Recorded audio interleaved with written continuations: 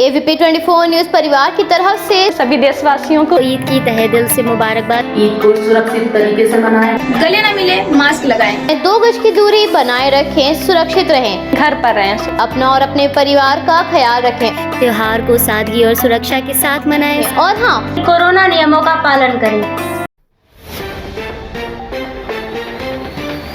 प्रधानमंत्री नरेंद्र मोदी उन जिलों के जिलाधिकारियों से बातचीत करने का फैसला किया है जो कोरोना महामारी से सबसे ज्यादा प्रभावित हैं। पीएम मोदी 20 मई को 10 राज्यों के जिलाधिकारियों के साथ बैठक करेंगे। भारत के प्रधानमंत्री ने कहा, देश के करोड़ों अन्नदाताओं के लिए आज का दिन बेहद महत्वपूर्ण है। आज सुबह 11 बजे वीडियो कॉन्फ्रेंसिंग के माध्यम से किसान सम्मान निधि की 8वीं किस्त जारी की जाएगी। सुप्रीम कोर्ट ने केंद्र और राज्य सरकार को निर्देश देते हुए कहा, प्रवासी मजदूरों के लिए खाने और राशन का इंतजाम किया जाए। नदी में बह रहे शवों पर प्रियंका गांधी ने कहा, खबरों के अनुसार बलिया गाजीपुर में शव नदी में बह रहे हैं और उन्नाव में नदी किनारे सैकड़ों शव को दफना दिया गया। लखनऊ, गोरखपुर, झांसी, कानपुर जैसे राज्यों में मौत के आंकड़े कई गुना कम करके बताए जा रहे हैं। राहुल गांधी ने भारत सरकार पर निशाना साधते हुए कहा, जब देश किसी मुश्किल का सामना कर रहा हो तो सरकार को पूछना चाहिए वो नागरिकों से ले रही है या उन्हें मदद दे रही है। ये बहुत ही नुकसानदायी है। भारत सरकार अपनी जिम्मेदारियों से पीछे हट गई है, इसलिए लोग एक दूसरे की सहायता के लिए स्वयं आगे आ रहे हैं। प्रियंका गांधी ने ट्वीट कर कहा, सरकार अपनी इमेज बनाने में व्यस्त है और जनता की पीड़ा असहनीय हो चुकी है। इन मामलों पर उच्च न्यायालय के न्यायाधीश की निगरानी में तुरंत न्यायिक जांच होनी चाहिए। राजधानी के उच्च शिक्षण संस्थानों में कोरोना की दूसरी लहर ने कोहराम मचा रखा है। दिल्ली विश्वविद्यालय, जामिया मिलिया इस्लामिक और जवाहरलाल नेहरू विश्वविद्यालय में दूसरी लहर की चपेट में आकर कई नामी प्रोफेसरों की मौत हो चुकी है। आम आदमी पार्टी के नेता इमरान हुसैन को सिलेंडर की जमाखोरी के मामले में दिल्ली हाई कोर्ट से मिली क्लीन चिट। इमरान ने कोर्ट को सामने सिलेंडर किराए पर लेने के दस्तावेज भी रखे।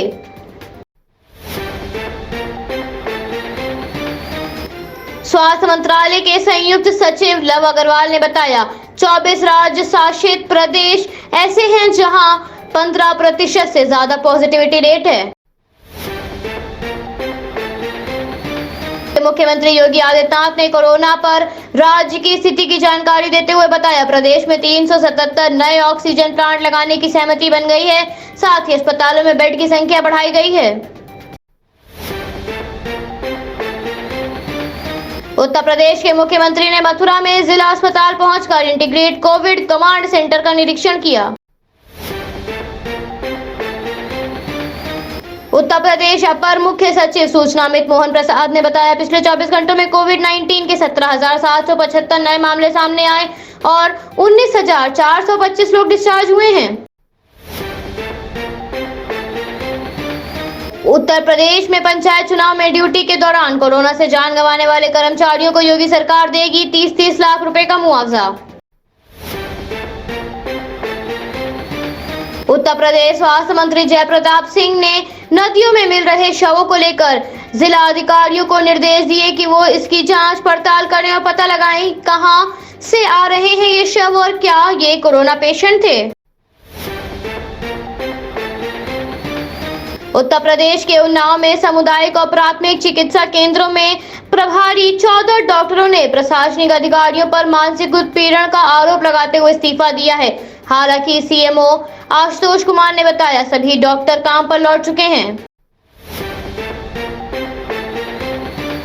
बहराइच पुलिस एसएचओ दरगाह द्वारा कोविड-19 गाइडलाइन के दृष्टिगत आगामी ईद त्योहार के संबंध में थाना स्थानीय पर सभी कर्मचारियों की मीटिंग पर आवश्यक दिशा निर्देश दिए गए। बिहार सरकार ने अगले 10 दिनों के लिए लॉकडाउन की अवधि को बढ़ा दिया है। इसके तहत प्रदेश में पहले से जारी लॉकडाउन की अवधि 15 मई को समाप्त हो रही थी, लेकिन अब इसे 25 मई तक बढ़ा दिया गया है। उत्तर प्रदेश के गोरखपुर जिले में एक हैरान करने वाला मामला सामने आया। यहाँ खोराबार थाना क्षेत्र के कुसुमही बाजार में फिल्मी अंदाज में पहुंचे प्रेमी ने स्टेज पर दूल्हे के सामने दुल्हन के मांग में सिंदूर भर दिया, जिससे वहां अफरा तफरी का माहौल बन गया।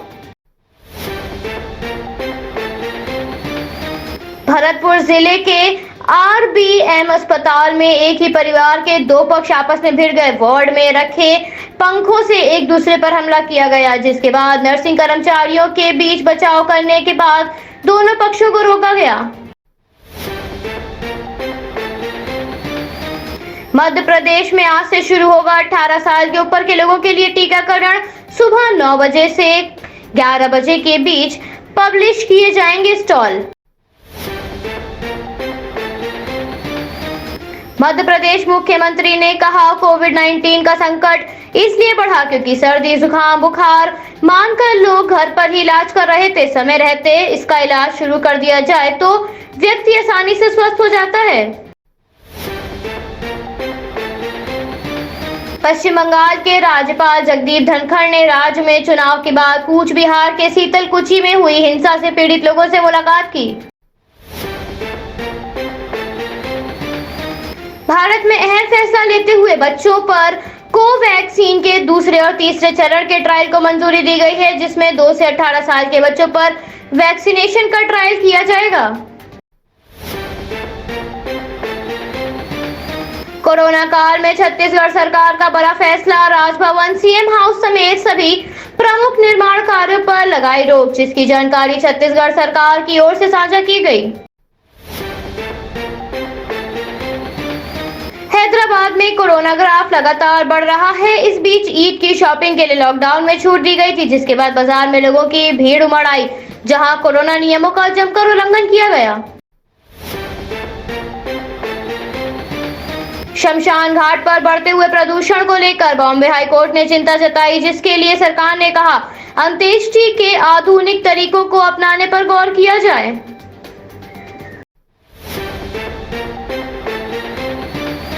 कश्मीर के बारामूला के ACD मोहम्मद एहसान मीर सड़क पर निकलने वाले लोगों की छड़ी से पिटाई करते हुए नजर आए। हैरान करने वाली बात यह रही कि घर से पैदल निकली महिलाओं को भी नहीं बख्शा गया।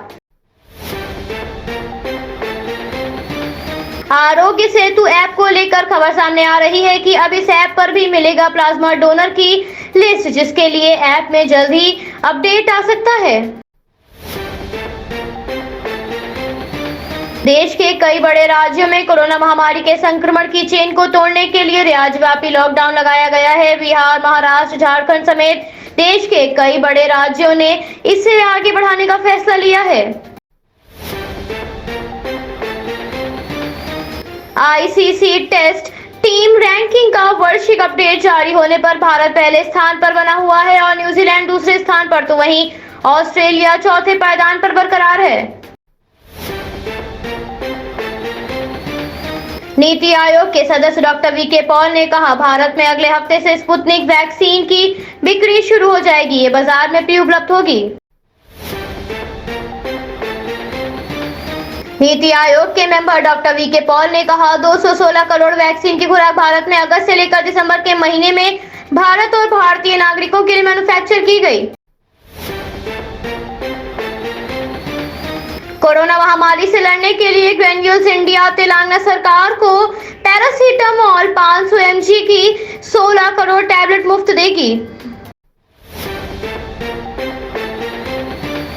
भारत को आज मिलेगी रूस की स्पुतनिक V वैक्सीन की दूसरी खेप, जिससे टीकाकरण में भारी मदद मिलेगी। भारत में पहली बार पाए गए कोरोना वायरस के स्वरूप B.1.617 वेरिएंट को लेकर कई देशों ने चिंता जताई है। ब्रिटेन के प्रधानमंत्री ने भी इसको लेकर अपनी चिंता जाहिर की। उनका कहना है, वायरस के इस प्रकार ने उनके देश में भी चिंता बढ़ा दी है। भारत और ब्रिटेन के वैज्ञानिकों ने किया खुलासा, वैक्सीन लगवा चुके लोगों को भी बीमार कर रहा कोरोना का B.1.617 वेरिएंट। सभी ग्राम सभा केवलपुर के सम्मानित नागरिकों को तहे दिल से ईद की मुबारकबाद और शुभकामनाएं। सभी ग्रामवासियों से निवेदन है कि ईद को सुरक्षित ढंग से मनाएं और शासन द्वारा कोविड-19 के नियमों का पालन करें, घर पर रहें, सुरक्षित रहें और मास्क लगाएं। पुनः देशवासियों को ईद की दिली मुबारकबाद। जय हिंद, जय भारत, खुदा हाफिज।